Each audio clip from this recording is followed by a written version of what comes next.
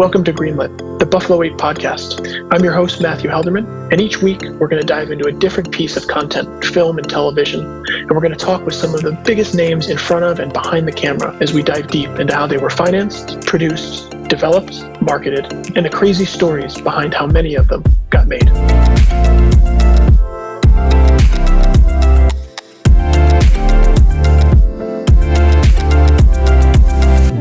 Welcome back to Greenlit, the Buffalo 8 podcast. Today I had the chance to chat with two guests, Neil Marshall, the director well known for films like Dog Soldiers and Descent, as well as episodes of Game of Thrones, and the actress Charlotte Kirk. We had the chance to work with both Neil and Charlotte on an upcoming project called The Reckoning, which by the time of this podcast release, I'm sure will be just getting ready to be released out digitally. It was a really challenging film shot out in Hungary, in Eastern Europe, on a backlot.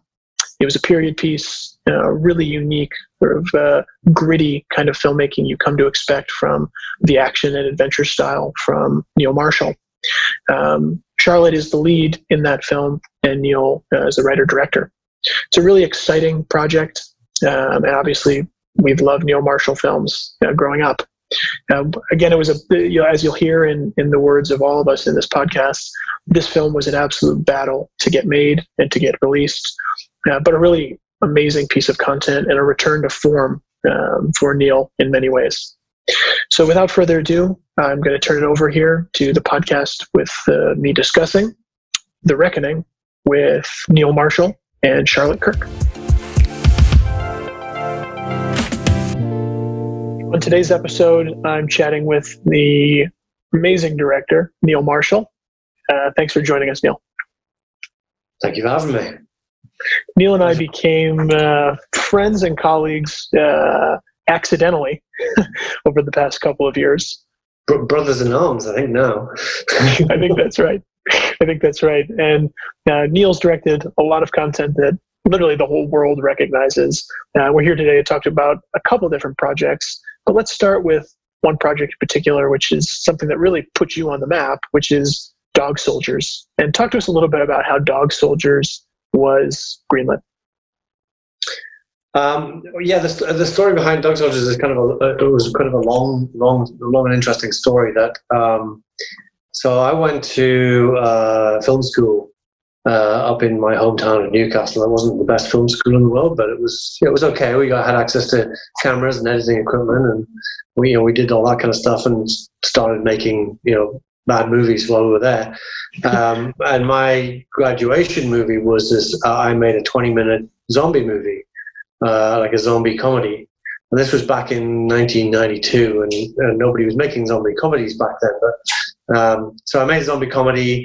Everybody else was making very kind of pretentious black and white art house, typical student grad kind of films. And I made this gory, bloody, action-packed zombie thing. And we had to kind of make it guerrilla style. And while I was on the course, I met up with another guy on the course, a guy called Keith Bell. And we kind of skirted around each other, and like that, we were both trying to get into the industry, doing different things. He was more into kind of producing side of things, and I was more creative. And we both started working in kind of local television and things like that for the next few years. I actually was an editor for 8 years. I survived and paid the rent as an editor for 8 years after graduating film school. And that was the best education I could have possibly hoped for. I mean, I think any director should spend time being an editor. It really is a good learning process. And round about 1995, some people that we were working for said, let's just go for it and try and do like a really low budget feature, defer everything, like nobody gets paid, that kind of thing. And because we were all just begging for that experience, everybody was up for it. And we all, there's a whole bunch of us. Now, thankfully, like most of us are like seasoned professionals, but back then everybody was straight out of college or whatever. Right. And so we all just dived into this project. It was called Killing Time, and I defy you to try and find some clips of that, but it might be out there somewhere. I think it was like Miramax or somebody eventually picked it up. I co-wrote the script, I edited it, I did some action coordinating, I did some storyboarding. I didn't actually direct it myself, Although I did one day because the director passed out because of exhaustion. I had to step in and direct some. And we had everything that could have gone wrong went wrong, except thankfully nobody died. But we got people got mugged while they were going out getting food for people. We got the set was raided by a riot basically broke out on set, and we had to evacuate because these kids were all stealing our equipment. It was just crazy, but it was an incredible learning experience, and we did actually get a film at the end of it. It's awful, but something came out of it. Right. And myself and Keith were sitting on set because he was the production manager on it. And this was in 1995, and we said, there has to be some way that we can do this, do it better, and where everybody gets paid. And that was kind of the origins of Dog Soldiers. That was like, we sat back there. We, at some point later on, a few months later, we were in Scotland, getting very, very drunk in a pub in Scotland. And we drew out a contract on a napkin. And it said that he would agree to produce Dog Soldiers if I wrote it. And we signed it. I think I still have it framed somewhere. And we had a cigar and a glass of whiskey, and it was like, okay, let's do this thing. So then I spent the next few years actually writing the project. I wrote several drafts over the next few years. This concept of soldiers versus werewolves was like the hook, and I just kind of went for that. And we started trying to raise the money to make it and try and meet people. And at that time, in the UK especially, horror was not the acceptable genre to be working in. Everybody was doing romantic comedies in the UK then, and horror was not a thing. So the response we got from pretty much every source of finance in the UK was, we don't do horror, it's not our cup of tea. Real turning their noses up at it. And certainly nobody wanted to tackle something as ambitious as a werewolf movie as my first feature. So it proved pretty tricky then. We managed to get a sales agent on board, a company called the Victor Film Company, which sadly no longer exists. And they introduced us to the producer of Hellraiser, Christopher Figg. And Hellraiser was, at that time, was like the last notable British horror film in the last 20 years. So it was good to have him on board. But still, we could not access any finance anywhere. There was a point at which we were looking at shooting on the Isle of Man because they were doing some financial thing. There was a point that we were going to go and shoot it in Manitoba, up in the midst of Canada somewhere. Yeah. And we scouted some of these locations. We scouted the Isle of Man. We scouted some other places, and they all fell through. And eventually, I think there's a last sort of ditch thing. This was like 5-6 years after I'd first written it. The producer and the sales agent took it to AFM, and we'd drawn up like a poster, and we had like a little teaser trailer that I'd shot, and we'd made a maquette of one of the werewolves, this beautiful maquette. And I was on the stand there, and this guy walked past and immediately took notice of it and said, "I want to finance your movie." And he turned out to be he's a guy called David Allen. And he's a spinach magnate from Arkansas. His family made their fortune with Popeye's canned spinach. Oh my God! And his family kind of ran this little town and whatever. And for some reason, he was a film fanatic and wanted to make a werewolf movie. So he kind of came up with most of the cash. The rest, by that point, we found. Because we went to Luxembourg to shoot it there and got it from the Luxembourg Film Fund. So I think they put in about 20% and he put in the rest. There was no tax credit at that time. This was 2001 shooting. We did a couple of days filming in the UK. The rest was all in Luxembourg, doubling for Scotland and such like.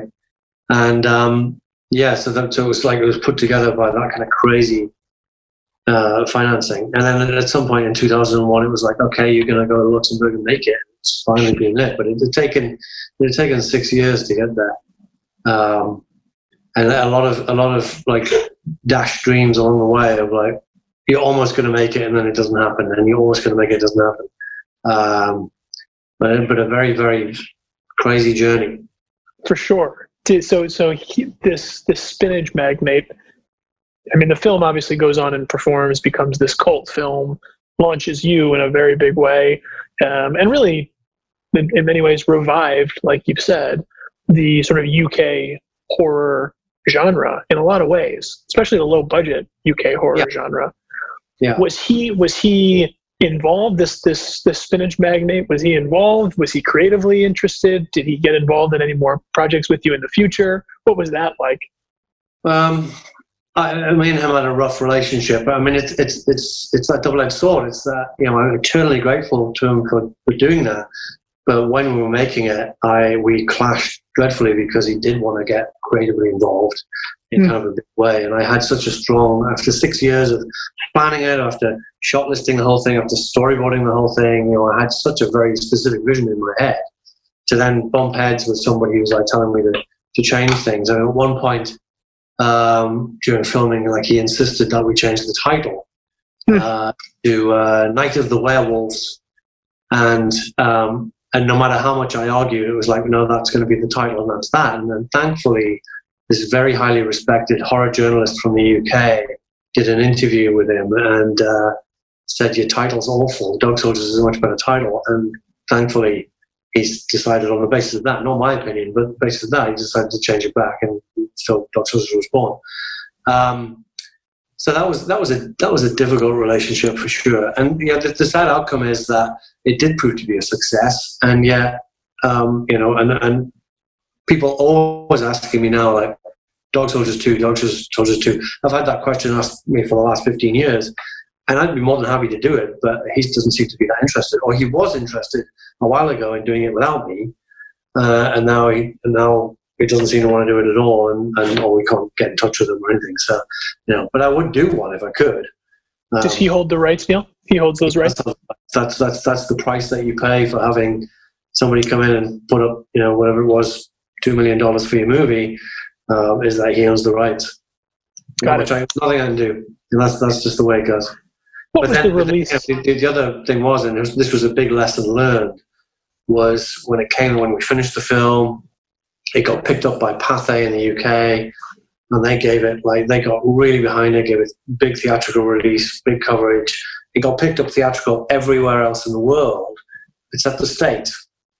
In the States, he controlled the rights for the US distribution, and he took the first offer that came along, which happened to be the Sci-Fi Channel. And didn't wait out. If he waited just a little bit longer and saw what happened, I think we would have got a theatrical there as well. I think Lionsgate, somebody might have picked it up, but as it turned out, Sci-Fi Channel got it. What year was that, Neil? Is that 2003 now? 2000? That would have been 2002. 2002. Got it. But I suppose I was living in the UK back then, so the US release was important to me, but it didn't matter as much as had I actually been here. Right. For me, the UK release was a huge deal, and we got a great release. And Pathé went on to release The Descent as well. So, they were real champions back then of horror. I don't know what's wrong with them now, but back then they were really championing the horror genre. They were good. They were great. They had a great team. All that team since left and gone elsewhere now. Yeah. How was the segue from that project into The Descent? I think I knew about Dog Soldiers pretty well. The Descent I knew really, really well because I think it had a really big US release. And in the US, that movie really hit. And it was pretty soon, right? It was 2005, so it's only 2 or 3 years after that movie came out. So you went right from Dog Soldiers into The Descent. And was it written? Was it developed? Or was it an easier process? Off the back of the success of Dog Soldiers, my agent at the time set me up for the meeting with this new company that was just getting into film financing. It was a friend of his, a guy called Christian Colson, who was running it. His company was called Celador.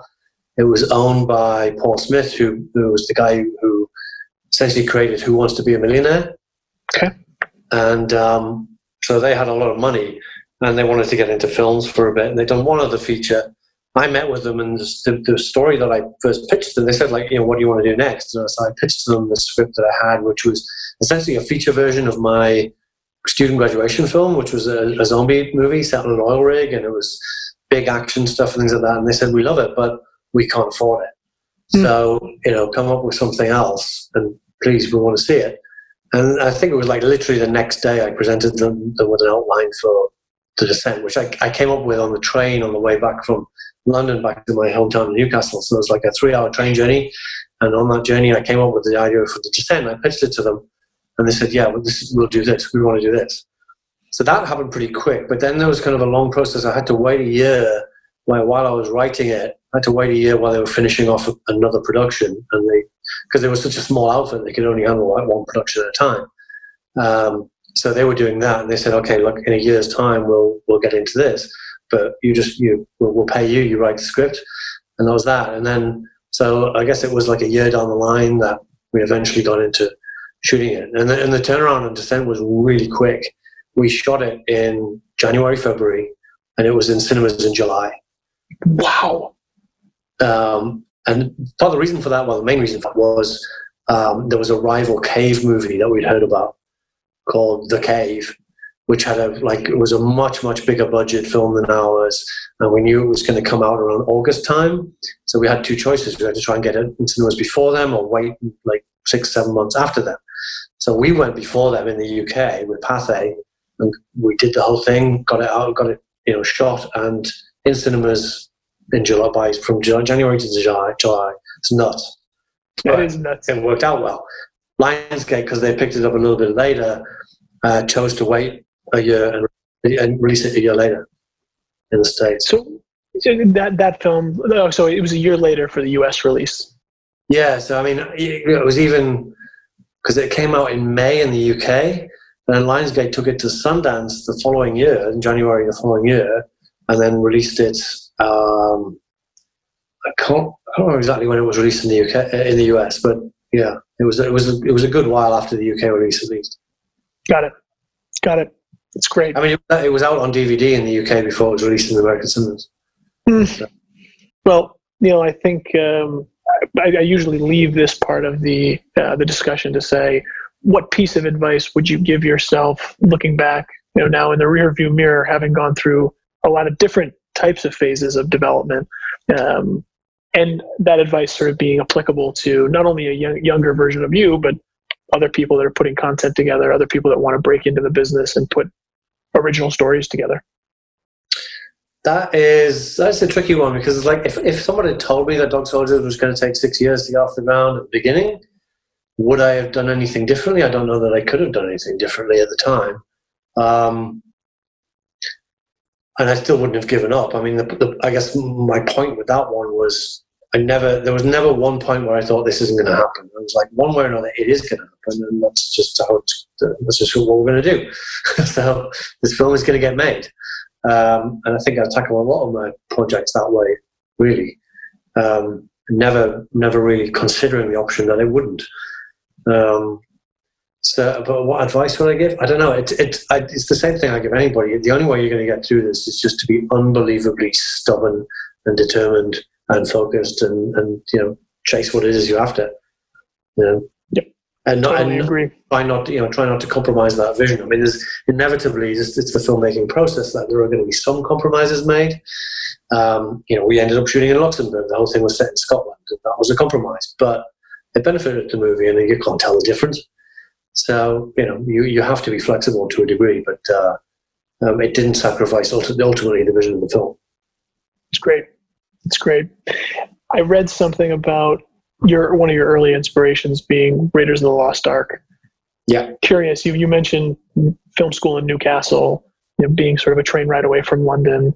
I would love to sort of be a fly on the wall of you discovering Raiders of the Lost Ark and how that sort of lit a match for you for your life. Well, I guess it was. So I was 11 years old when I saw Raiders for the first time, and it was a combination of seeing that at the cinema for the first time and seeing the making of Raiders on TV, and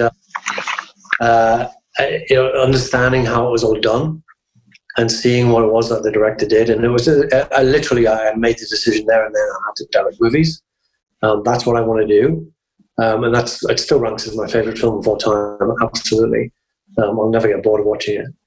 But one day I aspire to make my Raiders or something like it. It was just that horror, which I'm equally passionate about. I fell in love with Alien and American Werewolf in London and The Shining and all that kind of stuff around that time. Those early 80s like horror films really, really informed my tastes and my choices and the things I do.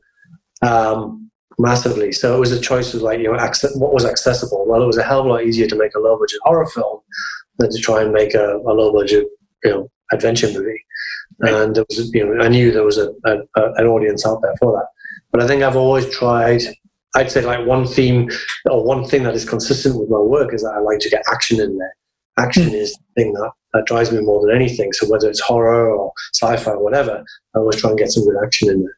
And that's definitely an influence of writers and influence of those other films. So we're Predator t-shirt today because that's another big influence. But that entire decade for me was just like the best movie decade ever, but it was also like I was 10 in 1980 and I was 20 in 1990. I mean, that was my teenage years were the 80s. Right. So it was everything. It was right up to Die Hard and Aliens and Predator and starting with, Raiders and E.T. and all those films. It's like, it so defined me, I think. Totally get it. Well, I know we want to pivot to talk about the film that we made together, The Reckoning. Before I do that, I have just one more question, which is, I think like a lot of people, I'm an absolutely gigantic Game of Thrones fan. How did that come about? And obviously you directed two of them, the most iconic episodes. And you talk about Raiders being an inspiration for packing action into your stories. You directed two really iconic episodes of Game. Mm-hmm. How did that come about? What was that like? How was it different than not having the resources of an HBO or a Game of Thrones versus a lot of the independent films you had made? And just reflecting back on that now, obviously, in the rearview mirror with the biggest TV show ever. Yeah, no, I mean, it's crazy to think that like the budget for those episodes was bigger than many of my films combined. So that was just one. So I mean, what happened there was that I did a movie called Centurion back in 2010, and a lot of the crew, particularly the stunt coordinators and the horse masters, is just like went directly from that and started work on Game of Thrones. And season 1 had happened. I got wind of it. I got a sense of what it was. I'd never actually seen season 1, but I thought this was something that was really interesting for me. And I approached HBO through my agencies or whatever, and the response that I got back was very firmly like, we have our directors, our school of HBO directors, and we're not looking for anybody else. That was that. And then, so maybe a year passed after that, and I get a phone call one Saturday morning from the producer, from Bernie, the producer on Game of Thrones, saying, do I want to come and direct an episode? And I was like, well, yeah, absolutely. Of course I do. I would love to. Like, when is it going to be? Like, do you need me in like 3 months or 6 months, whatever? She said, no, I need you on Monday morning at 9 o'clock, and you've got a week to prep the biggest episode we've ever done. How do you feel about that? And I was like, sounds excellent. Whatever, we'll give that a go. So what had happened was they'd actually lost their original director at the last minute. I don't know who that was. I don't know why. It was for personal reasons. And they were trying to do the Battle of Blackwater. And the stunt coordinator and the horse master had both approached the producers and said, look, take a look at Neil's film Centurion. Here's his number. Give him a call. He'll sort you out. No problem. Look, because there's a battle in Centurion that we shot in 2 days. And it's like Braveheart or something like that. So they were like, okay, he can do this fast. He can do this on a budget and make it look great. So they gave me a call, and that was that. And I watched the entire season 1 on the Sunday. I was on a plane at 5 o'clock in the morning from London to Belfast and started work 9 o'clock. And that was the craziest week of prep I've had. I think it was like 24/7 for the whole week. But we got there, and by Friday we were like, okay, we're ready to shoot this. And we dived in, and it was crazy. And thankfully on the second episode I got a full 4 weeks prep, and I needed it for that one because it was huge. How many day of a shoot was Battle of the Blackwater? I think Blackwater was 16 days. And the Watches on the Wall, that amounted to about 24 days, 4 of which were motion control days, where you've 4 days to get about 6 shots. Very, very slow process, that is. So they were just huge productions. But I'll tell you one thing was that it was such a wonderful creative environment to work in. It was so kind of welcoming. and the writers were so not precious. That tell you one thing about those guys is that they know their drama, they know their characters inside out. What they don't necessarily know so well is battle strategy. And I'm aside from being a Raiders fanatic, I'm also a kind of a student of military history. And what I've kind of brought to the table was a sense of strategy to both battles, actually, particularly to Blackwater, of what it was that both sides were trying to achieve and how they were going to achieve it, what equipment they bring, and all these questions that really didn't exist in the script. So it was a lot of fun that way, that they really wanted that. They wanted that input. And it paid off. It was good fun. Love it. Well, Neil, thank you. Appreciate it. I know we're now going to bring in Charlotte. So go ahead, Neil, and just feel free to have Charlotte join us. Yeah. So I'm now joined with both Neil Marshall, and we'll continue chatting, and now also Charlotte Kirk. Charlotte, thank you as well for joining today. Sure, absolutely. Appreciate it. And so we started off Neil's discussion by talking a little bit about us all becoming sort of fast friends by a force of nature with a movie called The Reckoning. By the time this episode comes out, The Reckoning will be releasing.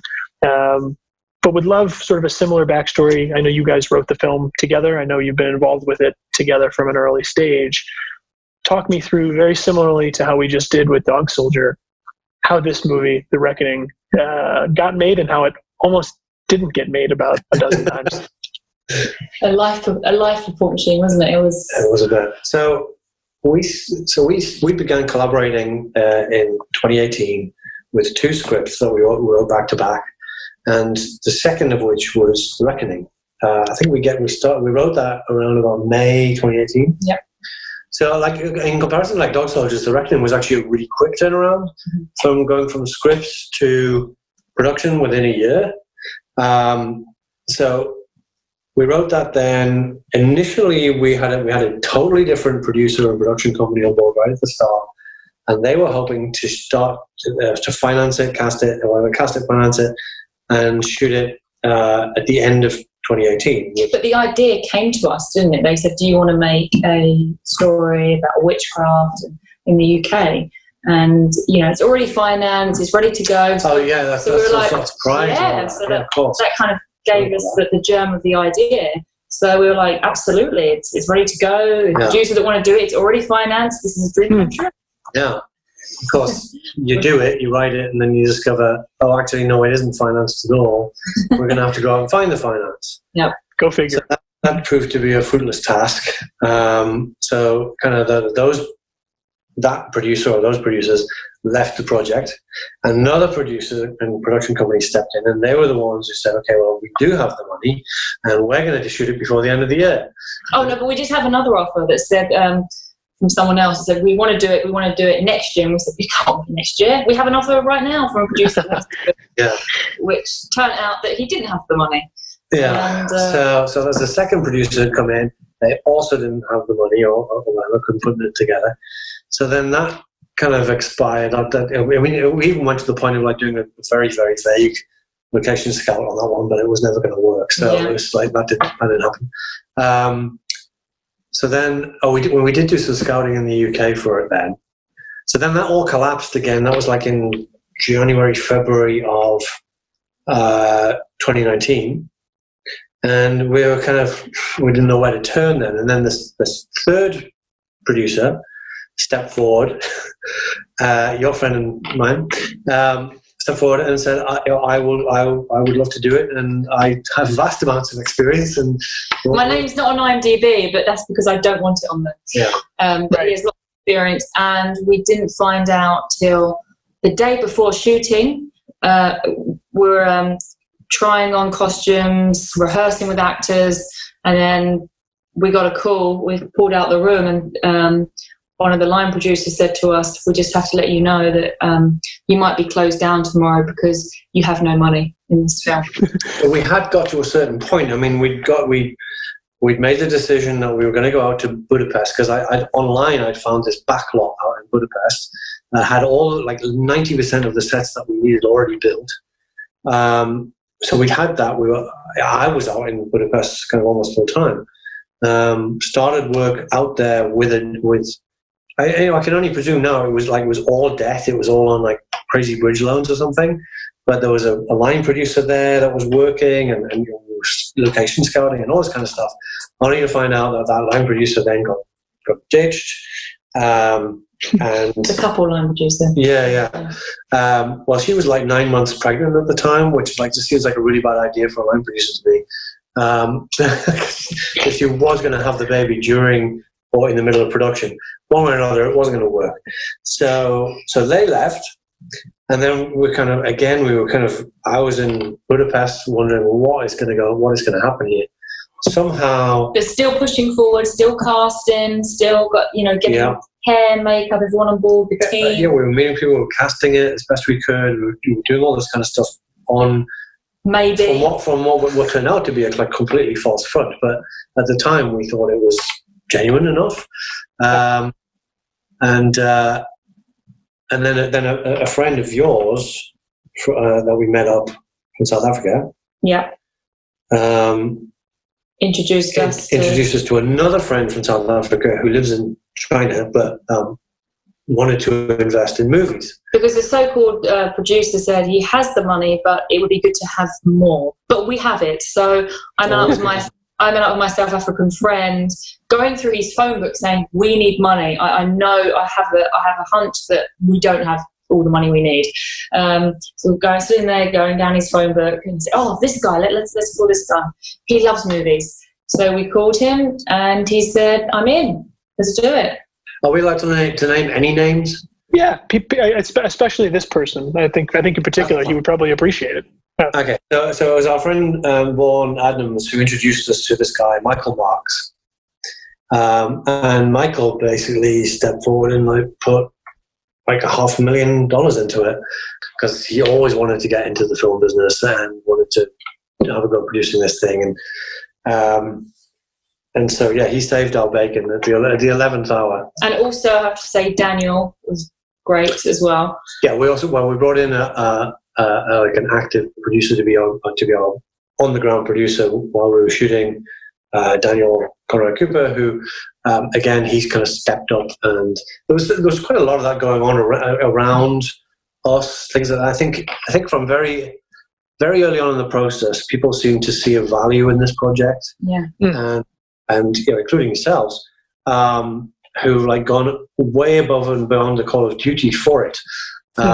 When you have like your line producer or whatever, like stepping up and actually putting some of his own savings in it to when he was only get it over a little hurdle mid-shoot or something like that.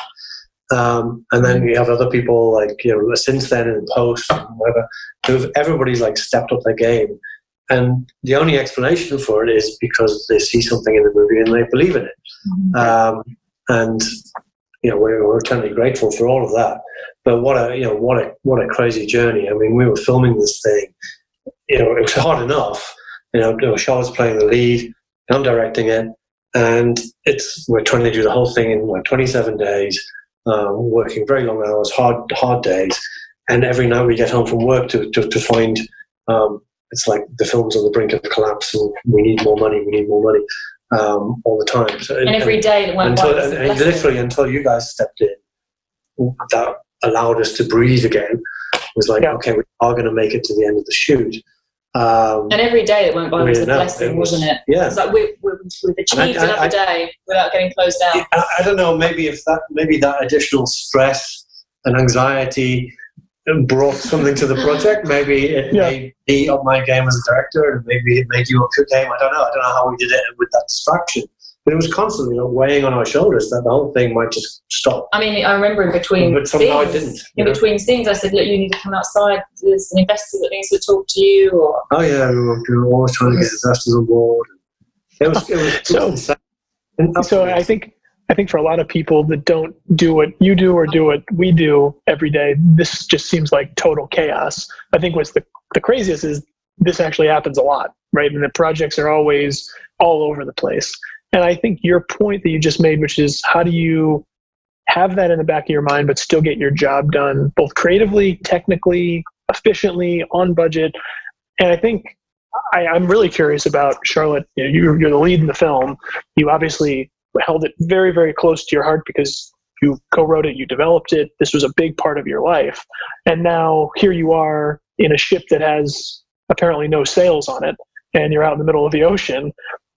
What was it? What was that like? And then giving obviously it's a very in-depth performance, that experience and how that's been different from working on studio content or projects that have had their infrastructure put in place properly. I guess maybe subconsciously it helped me. It was almost the more pushback you have, the more driven you are. And for this, like every night we'd come home and we have phone calls and saying, actually, no, you're going to get closed down, or it looks like if you can't find another $100,000. And I got to the point where, come what may, we are going to finish this film, because we would see rushes and we'd see other people that would put their own money in, like they didn't have to, like Daniel, and people were just so motivated. And we become a small family in a way, didn't we? And every day that went by, I think it got to like week one. We cannot allow this not to happen somehow or other. And actually, in fact, acting was a relief, because when I wasn't acting, I was so worried about this falling through, and I thought, I have to switch off. Put it into the work, but I have to switch off. I have to do what. And that was the crazy. We started out this thing as writers, as an actor and a director. We've ended up as producers on the project by default. Mm-hmm. We just had to step up out of necessity to lead, help lead it through. I don't think either of us aspired to be producers. No, that's the way it's worked out. It's like, okay, it's a new string to our boat. We've learned a lot. That's for sure. God, it's been a hell of an education. I'm sure. And also from your experience, Matthew, even after the film and after the completion and everything, that it was we still hadn't closed the movie. Yeah, and what Charlotte's getting at is financially, you can shoot a film, but if you haven't paid all of the bills, the film isn't closed, because you have all these open liabilities. And so after this film was done, the great thing was you had this really good movie, and people wanted to buy into it. I agree with you. I think it drew us to it in a very different way. It definitely, we at that point had bonded. We had capital at risk, but we also knew there's a real asset here. There's real value in this project. But I remember having to battle, and you guys do too, hundreds and hundreds of phone calls from vendors and actors and agents and managers and locations and travel agents. Like, it was a never-ending sea of disorganization that had to be sought through, that even after it was done, it wasn't done. And we closed this movie, truly closed the financing of this movie 1 week before the COVID-19 breakout in the US. And I always think how crazy it would have been had that thing slipped another week or two. Who knows what conversation we'd be having right now. Yeah, and that was what, almost 6 months after we actually finished filming? Correct. Yeah. Correct. We didn't that makes the actual shooting of it looks like small fry compared to closing it. It was correct. I remember the list, right at the start of closing, and you had that list of all the closing things. And I was just like, oh, that is a shopping list. That's just fast, slowly but surely ticking off the list. Because when you came in and saved the day, I don't think we even spoke. We started talking after we finished shooting, I think. Correct. Yeah, we got introduced to the project by actually kind of similarly. It was introduced to us by another financier that someone had sent the project to. Guys we do a lot of business with that we trust. And there was a bond company that you'll remember that was on the movie originally with a different finance plan. And so we spoke to that bond company who were in London, and they're who really got us comfortable with the movie. It's a Neil Marshall movie, shooting at a studio that had a full infrastructure. There's pre-sales in place with a sales company we know and work with often, the team over at Highland Film Group. And so there was a path forward, but then one by one, all of those dominoes fell, not in our favor. During production, I was actually in Europe with my wife on vacation, getting frantic phone calls from the producer, he who will not be named on this call, realizing this thing could fall over. And I think at that point, it was very clear that this was not a normal troubled production. it was so interesting because the project itself and the creative and the that was all isolated, and that was all actually being made properly, but everything else was just done so poorly. And I can't imagine what that set must have been. I mean, we never actually had a bond, did we? Because we as we were progressing, it was like, well, you've got to meet these guys. This is the Bond company. Right, no, they're not bonding it anymore. We're going to go with them. Yeah. No, they're not bonding it. We're going to go with them. And then finally, it was like, oh no, the Bond guy's coming to set. Okay, I'll meet with him. Nice. This is like 2/3 of the way through the shoot. Yeah. And then it turns out, oh no, he's not bonding it anymore either. So we're just going to go for a post bond. It was like, oh, so we managed to get through the whole thing without any bond in place at all. Yeah. Correct. It's crazy. Shifting gears, Charlotte, I had read a bit about your background, that you had started primarily in theater in London and the UK, and then transplanted to the US in film and television. Obviously, this project is anything but the sort of the theater process. Talk us through that impetus to come to the US, to get into film and TV, to be in Los Angeles, and then through sort of present day with The Reckoning as a big recent project. Oh gosh. Well, I remember when I finished drama school in the UK, a close friend of mine said, I went to a number of drama schools. I went to Italia Conti for singing and dancing and acting, and Lee Strasberg here eventually, and Susan Batson in New York. But when I finished drama school in the UK, a friend of mine said, if you want to be in acting, you're in the wrong place. You have to be in America. And that was it. I was like, okay, fine. I'll make it happen. I'll go to America. And yeah, I guess things would have been very different if I stayed in the UK, because obviously a lot of things were shooting in the UK, but this particular person said to me, go to the US.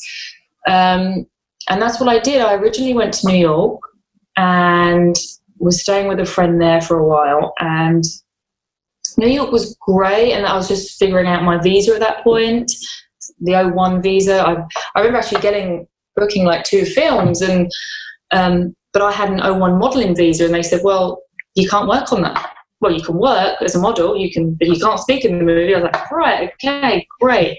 So I spent like a year just going to school here, Lee Strasberg, and then just gathering up all my papers to really try and apply for this S.1 acting visa. Thankfully I got. Now I'm on a green card, thank God. But yeah, so, and then just doing the rounds really. I had a very good manager at the time, and was going on lots of auditions. And one of my first roles was No Panic with a Hint of Hysteria, which is this great, fast comedy with this fabulous Polish director. So him and his wife came to Los Angeles to cast his movie. And I was studying with Judith Weston at the time, and he showed up, and there was lots of improv, and he chose me and this fabulous actor, Alexander Chance, to be in this Polish movie. And it was fantastic. It had Stephen Baldwin in it, and it was a fabulous experience. That was like my real proper first leading role. And that was, 2017, maybe 16, 17. I guess you first started filming away on location. Away on location. It was shooting nights in Poland. How do you describe that movie? It's like non-stop, farcical. You say it's a farce, it's like the slapstick. It's very slapstick. It's a real a throwback to sort of 30s screwball kind of comedies. Yeah, it was really fabulous. So that was kind of like my first role, and then I did some supporting smaller roles, like in Vice with Bruce Willis, and that was great. And then small tiny cameo thing in Ocean's 8. So just working my up, just trying to put good quality roles really in smaller roles in big studio films, and then trying to just get these great roles. And then I kind of got to a point where there's not many fantastic roles out there for complete unknown actors. Let's face it, the great scripts go to the known names. So I thought, okay, well, how am I gonna do the films that I want to do with great roles. So I thought, okay, I need to write it. I need to start creating myself. I'm going to do it myself.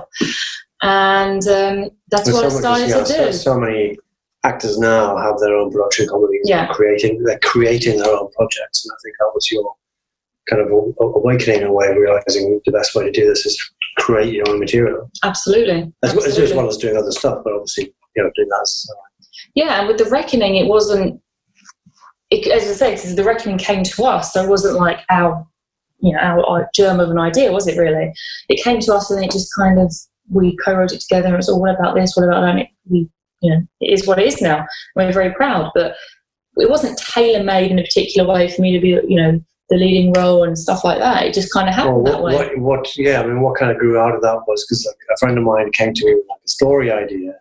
That's Ed, who's credited as the third writer. We came up with a rough story of what to do, and then you and I took it and kind of ran with it. Mm-hmm. And I had a certain thing in mind. And initially, it was pitched as some kind of Carrie-esque type thing where she could pretend not to be a witch, but then reveal she really was, and then just start zapping everybody with lightning from her fingers, turn everybody into frogs or something like that. Which I had zero interest in whatsoever. I was I want to find an edge to this, something that makes it relevant now, something that makes it important.